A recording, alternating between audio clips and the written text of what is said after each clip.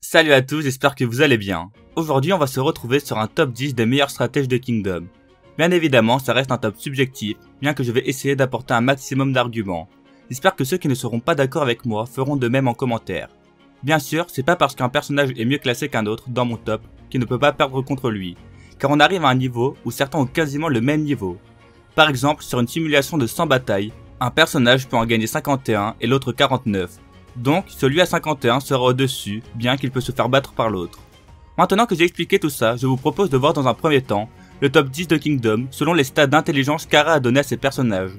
C'est à prendre avec des pincettes, car certains sont catastrophiques, mais c'est toujours intéressant de se baser sur ça. Il y a d'ailleurs dedans des personnages intelligents qui ne sont pas des stratèges. Je vous dirai lesquels, mais je ne mettrai pas dans mon top, étant donné que c'est sur les meilleurs stratèges et non sur les plus intelligents. En numéro 1, à 100 sur 100, on a Riboku. En numéro 2, à 99 sur 100, on a Usen, Shuei-kun, Akuki et Rinchujo. On a ensuite à 98, Karin, Shunshin-kun, Goumei et Gakuki. Puis à 97, Rei-u et Gokei. À 96, on a Yotanwa, Rien, Renpa, Koshu, Kanki, Genpu, Jukou. Et pour finir, on a 95 de stats, Kyu, Uken et Uki. Voilà, je pense qu'on en a fini avec les stats d'Ara. J'ai trouvé ça intéressant de vous les présenter pour ceux qui ne les connaissaient pas. Maintenant, on va passer à mon top 10 des meilleurs stratèges de Kingdom. Mais avant ça, oublie pas de t'abonner si tu aimes Kingdom, ainsi qu'à liker la vidéo. En 10ème place, on a tout. L'une des raisons pour laquelle il est aussi bas dans ce top est que c'est l'un des grands généraux de Kin qu'on a le moins vu. Il montera sans doute dans le top à l'avenir. Puis tout n'est pas qu'un simple stratège. Il sait aussi très bien se battre et un grand leadership. C'est un général complet. Mais par conséquent, ses stratégies ne sont pas non plus exceptionnelles. En tout cas, pour l'instant. Goumei dira d'ailleurs de lui que c'est un général sans défaut, et que sa plus grande qualité est sa longue et riche expérience. Grâce à elle, il a une très bonne vision du champ de bataille, et est capable de très bien l'analyser. Il peut de ce fait nous pondre de très bonnes stratégies.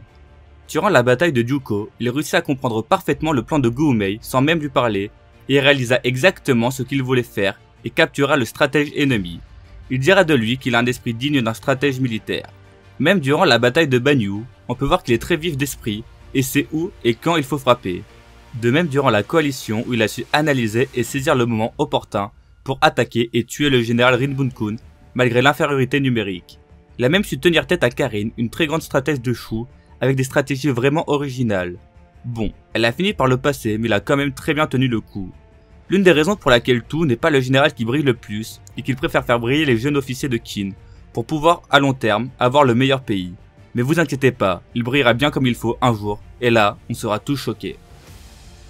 En 9ème position, on a l'homme le plus jeune de ce top, Muten, qui est un véritable génie de la stratégie. Son père et son grand-père reconnaissent son immense talent. Mubu disait de lui qu'il était le meilleur officier de son âge lorsqu'il était commandant de 300 hommes. Et Mugu dira de lui que c'était le plus talentueux de sa famille, et quand on voit la famille, on sait que c'est vraiment quelque chose d'immense. Lors de la campagne de Sanyu, c'est lui qui met en place le plan qui permettra de tuer le général ennemi Rinko. Il comprend vite les choses et sait que s'il ne coopère pas avec l'unité de Shin et Duon, la victoire sera impossible. Il réussit en premier temps l'exploit de les mettre d'accord pour collaborer ensemble, ainsi qu'à leur expliquer son plan. Ce dernier consiste à ce qu'il s'occupe de la première charge. Ceci pourrait ressembler à une attaque suicide, sauf qu'il vise quelque chose d'important, les soldats d'élite de Rinko. Il réussit alors à ouvrir une voie aux autres pour pouvoir se battre contre ce dernier. Durant la coalition, il est promu temporairement commandant de 5000 hommes, et montre encore une fois une analyse parfaite du champ de bataille, car il voit où il doit attaquer pour pouvoir faire mal à Shu et gagner du temps pour aider les fantassins. Il aida fortement l'armée de Qin durant cette bataille, mais le moment où il brilla le plus niveau stratégique ce fut le premier jour de la bataille de Gyu. Il réussit avec peu d'hommes à prendre 1000 cavaliers à Kisui très rapidement. L'armée de la Gakuka s'amuse vraiment avec celle de Kisui malgré l'écart d'hommes. Il réussit alors à les occuper assez pour que l'armée de Maku les attaque. Il savait d'avance le plan qu'Usen allait utiliser, les attaques par vagues de l'armée de Maku. Il a parfaitement compris son rôle d'appât. Usen fut même étonné que Muten réussisse à avoir le même développement que lui. Il a même su réagir parfaitement lors de la mort de Maku pour ne pas perdre la bataille. Même Shuei-kun dit ne pas pouvoir pleinement appréhender tout le potentiel de Muten. Il est aussi bas dans le classement au vu de son jeune âge et par conséquence son manque d'expérience. Mais je suis sûr que si je refais cette vidéo dans 10 ans, il sera bien plus haut. En 8ème place, Goumei, l'homme le plus haut gradé de son état et qui est spécialisé dans la stratégie. C'est dire quel niveau il est censé avoir. Il est le leader de la nouvelle génération des dragons de feu de Wei. Il est le meilleur dans l'ingénierie, comme on peut le voir durant la coalition, où il construit une tour de siège capable de franchir l'immense mur de Kankoku. Il a même ramené des chars balistes capables de tirer des projectiles de 4 mètres. Puis pendant le siège de Juko, il a montré une nouvelle version des tours de siège dotées d'étages supplémentaires pour les unités d'archers, et de cordes pour éviter qu'elles ne soient renversées. Puis durant la campagne de Shuyu, Gomei mit en place une ligne défensive quasiment impénétrable grâce aux montagnes et aux fleuves qui l'entourent. Il a construit une gigantesque forteresse avec en son centre son QG, capable de donner des troupes à n'importe quel endroit. Il aura fallu un plan de génie extrêmement risqué de la part de Kin, qui consistait d'arriver à prendre 3 points stratégiques importants en même temps, sans même se parler durant les 3 journées. Malgré la défaite de Gomei, on peut quand même souligner que son plan était quasiment parfait. On peut aussi parler d'un certain moment qui l'aura fait détester par certains, car considéré comme un lâche, même si je trouve que son action montre vraiment une capacité de réflexion vraiment rapide. Shin se pointe devant lui, et ne sachant pas lequel des deux il devait tuer, il poussa Ryu en l'appelant Gomei, ce qui poussa Shin à le tuer et lui laissa le temps de s'enfuir. L'éthique de ce plan est vraiment douteuse, mais pour moi il a bien eu raison de faire ça. Il est aussi capable d'effectuer une technique que seul Riboku est capable d'effectuer, Ryudu. Une tactique vraiment compliquée, qu'il essaya de mettre en place face à Duxiu, ce qui le força à reculer car il sentait le danger arriver. Dites-vous que ce personnage va encore grandement évoluer dans la suite de l'œuvre, j'ai hâte de voir jusqu'où il est capable d'aller. Top 7, Karin. Elle fait son apparition pendant la coalition, et je peux vous dire qu'elle a réussi à marquer nos esprits pendant le peu de temps qu'on l'ait vue. Elle fut le général de la coalition le plus proche de faire tomber la porte de Kankoku, et sa défaite est due seulement à ses alliés et non à elle. Son plan était de faire une diversion parfaite pour que 5000 soldats à elle arrivent jusqu'à la porte sans que personne s'en rende compte. Pour cela, elle commença par ramener des éléphants de guerre, chose vraiment très rare au vu des réactions des soldats de Kin. Elle réalisa aussi un encerclement afin de les distraire. Sortit sur le champ de bataille et fit même une visite sur le champ de bataille d'à côté, et on peut voir que tout ça a fonctionné. Personne s'en est rendu compte, mais les 5000 soldats de Karin se retrouvèrent devant la porte. Malheureusement pour elle, Usen arriva suite à la défaite cuisante qu'elle avait fait subir à Ordo. Mais s'il n'avait pas été là, Karin aurait été la première personne à franchir le mur de Kankoku. On peut souligner une énorme capacité d'analyse, car elle comprit immédiatement le plan de Riboku lorsqu'elle apprit qu'il avait quitté la coalition. Elle se compare d'ailleurs à lui dans sa façon de penser, hormis que Riboku pense bien plus aux autres. C'est d'ailleurs quelque chose que j'ai hâte de voir quand Karin sera mise en avant. Je pense vraiment que ça sera un personnage capable des pires atrocités pour arriver à ses fins. Et grâce à ça, on va pouvoir voir des plans sublimes. Hormis la coalition, on ne l'a pas revu à l'œuvre en termes de stratégie, mais on peut quand même voir sa grande intelligence au vu du pouvoir politique qu'elle a obtenu, ainsi que ses 300 000 hommes qu'elle garde cachés. Je pense qu'elle a le potentiel d'être dans le top 3 des plus grands stratèges de Chine, où il faut encore qu'elle prouve. 6ème place. Uki, l'un des plus grands généraux du manga. Certains seront étonnés de le voir si bas, d'autres seront étonnés de le voir dans le classement. Mais pour moi, il est plus ou moins à sa place ici. De ce qu'il nous a proposé dans le manga, il aurait peut-être pu être plus haut si on l'avait vu plus jeune. Il nous aura montré un grand talent stratégique durant la bataille de Bayou. Il a réussi à déjouer la stratégie d'un stratège très réputé de Zhao, Fuki, grâce à son plan avec l'unité Aishin. On peut voir qu'il a réussi à complètement le déjouer. Depuis la toute première manœuvre de Fuki, Uki avait tout anticipé. Il était tombé dans son piège, il a réussi à battre un stratège renommé de Zhao à son propre jeu, et ça c'est vraiment fort. Mais bon, c'est pas si étonnant car on apprend de sa bouche qu'il aime bien ça, les batailles à longue distance. Il a aussi créé un système de communication avec des drapeaux, et grâce à ça il arrive à savoir tout ce qu'il se passe sur le champ de bataille. Il sait où se trouve chacun de ses ennemis et chacun de ses alliés. Bien évidemment, tant que la bataille reste dans un endroit où l'on peut voir les drapeaux de loin. Puis là, on voit tout son talent stratégique, c'est que c'est le seul homme à comprendre que cette guerre est bizarre, et quelque chose de louche s'y passe, alors qu'il n'y a quasiment rien pour penser cela. Il commence à avoir des doutes quand il voit l'armée de Zhao se replier. Il se dit que c'est peut-être un stratagème qu'il visait depuis le début, et non juste un repli défensif, mais ce plan reste bizarre. Il s'interroge alors s'il y a des grands stratèges à Zhao hormis Shusu, et la réponse est non, en tout cas de connus. Puis même quand il arrive à bloquer les soldats de Zhao et que la victoire semble lui tendre les bras s'il y va lentement, il décide de lui-même mener la charge pour en finir le plus rapidement, car il sent que quelque chose arrive. Shusu, le commandant en chef, est complètement choqué de voir que Uki ait réussi à comprendre le plan de Riboku, alors qu'il n'a aucune information dessus. Sauf que justement, Uki n'est pas au courant du plan de Riboku, mais il suspectait quand même qu'une armée de Zhao puisse les prendre par derrière. Et surtout depuis qu'il a réussi à les coincer dans un cul-de-sac, car même si on pourrait penser à première vue que c'est bien joué pour Kin, Si jamais une autre armée arrive, il serait pris en sandwich. Mais Uki comprit quelque chose. Au vu du terrain montagneux et de son champ de vision, si jamais il y a une armée ennemie, elle mettrait pas mal de temps à venir.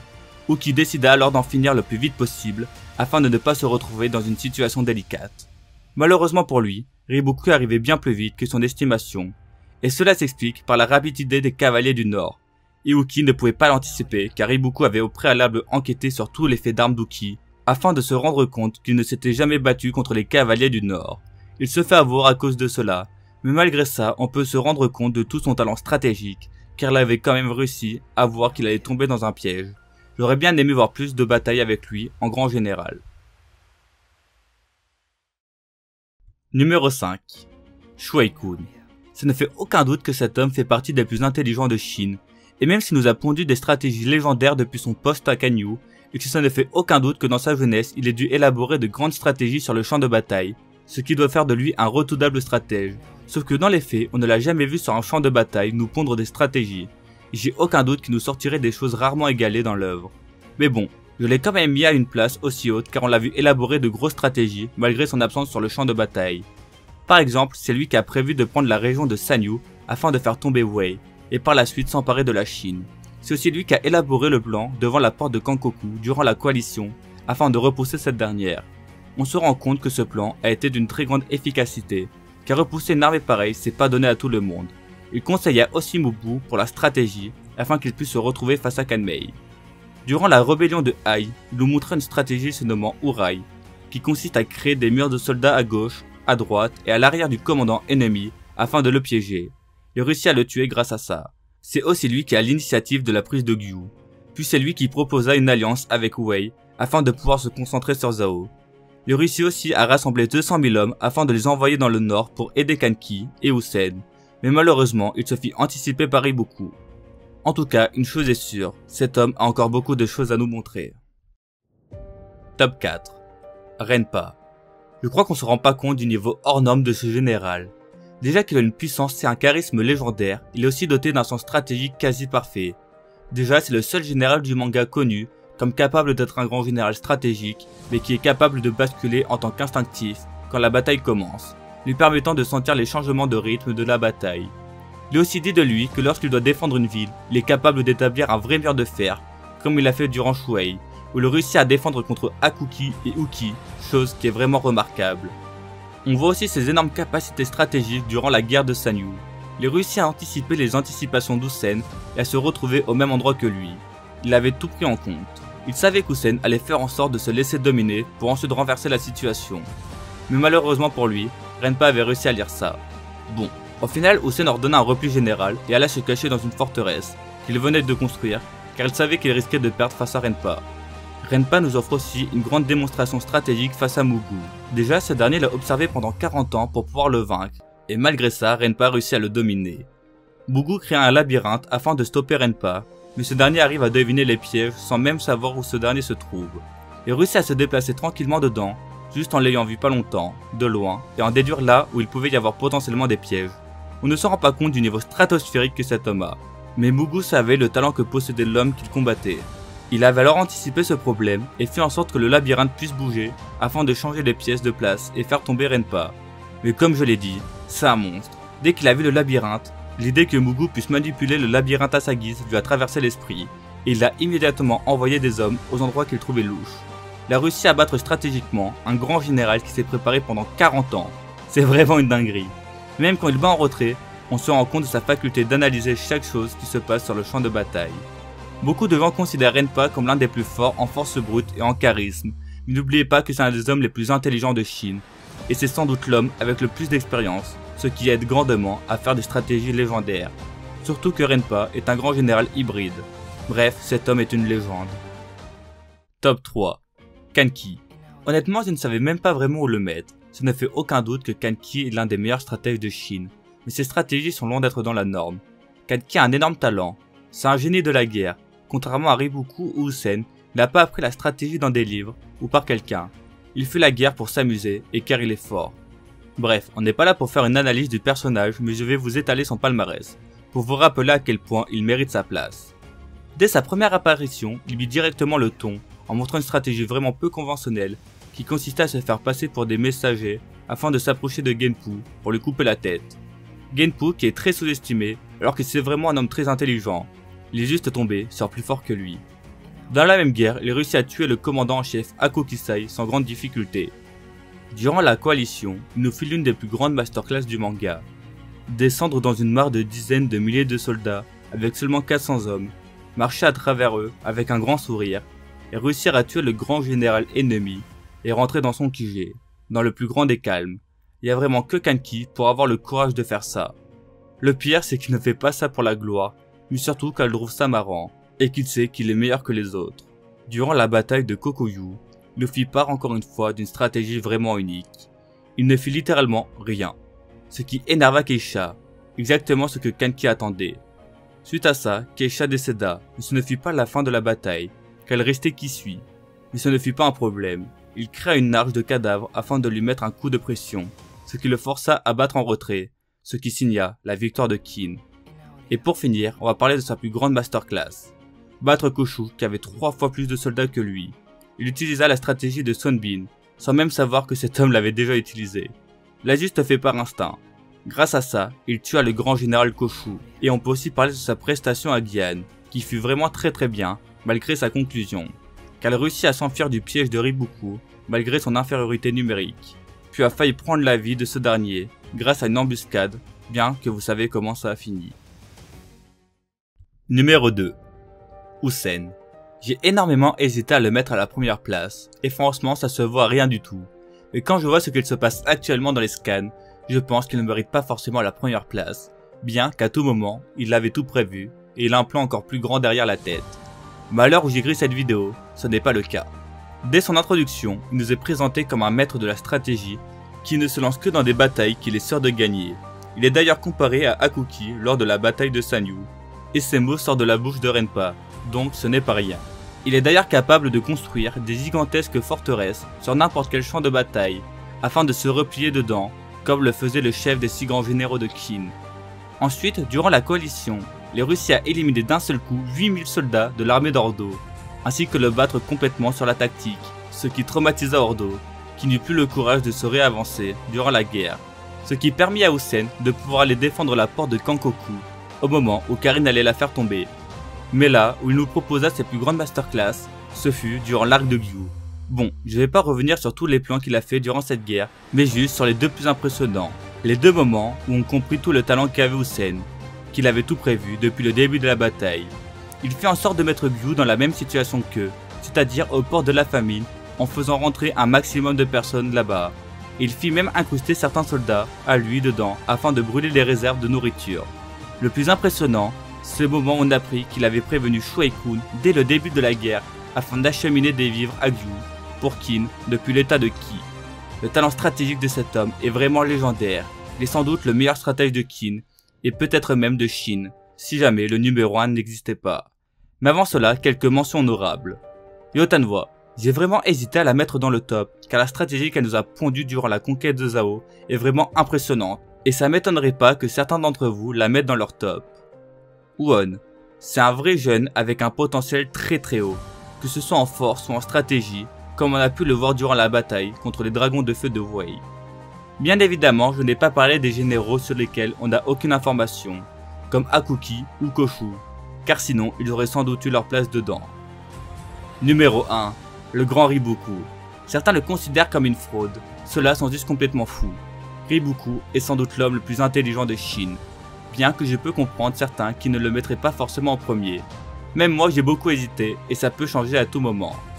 Déjà, dès son introduction, on a pu voir le talent stratégique de cet homme, ainsi que le nombre de coups qu'il est capable de prévoir. Il a réussi à cacher une armée d'une centaine de milliers d'hommes sans que personne s'en rende compte, tout en éliminant énormément de Byongnu. Il a réussi ensuite à encercler Uki.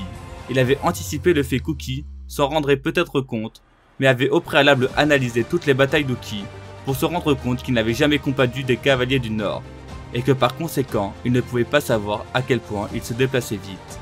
Ribuku est un monstre qui prévoit tout, et grâce à ça, il a pris la vie d'Uki. Il a réussi ensuite à prendre la vie du grand général Gekishin, qui est une légende de Chine, puis il a réussi à mettre en place l'énorme armée de la coalition. Durant cette même guerre, il a réussi à créer un détachement de 40 000 hommes et prendre plein de villes vers le sud, jusqu'à la ville de Sai, où malheureusement il échoua, même s'il ne fut vraiment pas loin de faire tomber l'état de Qin, car son plan était parfait. Il prit d'ailleurs l'avis du grand général du Qiu. Malgré sa défaite à Gyu, Husen dit qu'il avait fait jeu égal avec lui, voire même qu'il s'était fait légèrement dominer, mais ce qui fit que Riboku perdit fut la différence de cartes. Lors de l'invasion de Gi'an, il anticipa que 200 000 hommes allaient se réunir vers Deigen pour aider Qin. Il fit en sorte que seulement 50 000 d'entre eux arrivent à destination. Puis sa grande maîtrise dans la manipulation d'informations fit en sorte qu'il se retrouva encore une fois avec une grande supériorité numérique face à Kanki, ce qui lui permit de gagner cette bataille, ainsi que de lui prendre la vie. Puis je ne vais pas vraiment parler de ce qu'il se passe actuellement en Scan, mais ça semble renforcer l'idée que Riboku est bien le numéro 1 de Chine. Voilà, la vidéo touche à sa fin. C'était mon top, vous avez le droit de ne pas être d'accord. Dites-moi en commentaire quel est votre top 10, ou au moins votre top 3. Et si jamais vous n'êtes pas d'accord avec moi, dites-le moi, et si possible en argumentant, ça peut être très intéressant. Likez la vidéo et abonnez-vous, ça aide énormément la chaîne. Sur ce, bonne journée, et vive Kingdom.